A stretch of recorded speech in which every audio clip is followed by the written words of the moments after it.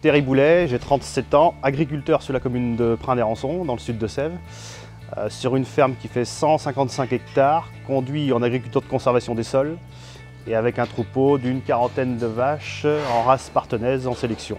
L'irrigation, c'est important sur la ferme pour l'alimentation du troupeau, ça permet d'être autonome à presque 100% aujourd'hui. Ça permet aussi de faire de la rotation pour améliorer l'efficacité des cultures, diminuer l'utilisation de produits phyto. Moi, depuis 10 ans, j'ai diminué de plus de la moitié l'utilisation.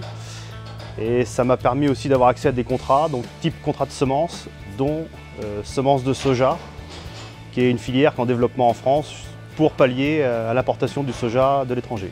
Au début, on faisait beaucoup de maïs et aujourd'hui, on fait presque plus de maïs en irrigué.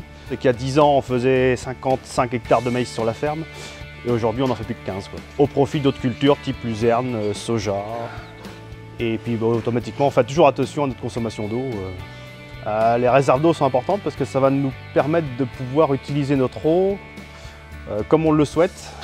C'est-à-dire que si on veut garder de l'eau pour les cultures plutôt fin d'été, début d'automne, là on aura une sécurité d'irrigation.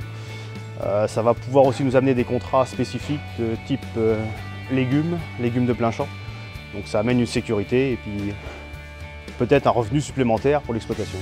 On peut gérer l'eau comme on le souhaite, alors qu'aujourd'hui c'est compliqué. On attend l'arrêté qui va arriver nous interdisant d'arroser, donc c'est pas forcément intéressant. On fait comme on peut. J'ai pris des engagements, notamment la plantation de haies et après tout ce qui est réduction du travail du sol. Puis les engagements qu'ils nous ont proposés, je les avais déjà mis en place il y a déjà 5-6 ans sur la ferme. Ça ne m'a pas posé de grands problèmes. Moi j'ai été victime cet été de dégradation. Sur mon enrouleur, on m'a coupé le tuyau en 23 morceaux, donc c'était juste avant le 14 juillet. Voilà, il a fallu remplacer le tuyau, qui forcément n'était pas neuf, et donc ça m'a coûté la modique somme de 6 000 €. La peur le lendemain de remettre l'enrouleur et puis d'arriver qu'il soit cassé, quoi.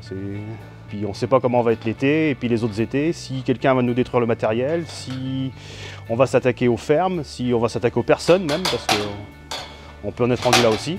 L'avenir étant incertain, ça n'aide pas les jeunes à s'installer, forcément. Puis après, est-ce qu'on pourra continuer à faire de l'agriculture sans eau? Nous, ici, c'est compliqué. Je ne sais pas comment on fait. Donc on vend la ferme, on la vend au plus gros céréalier qui est à côté, et puis nous, on va travailler chez Carrefour ou chez Auchan, ou peu importe. En gros, voilà le dilemme.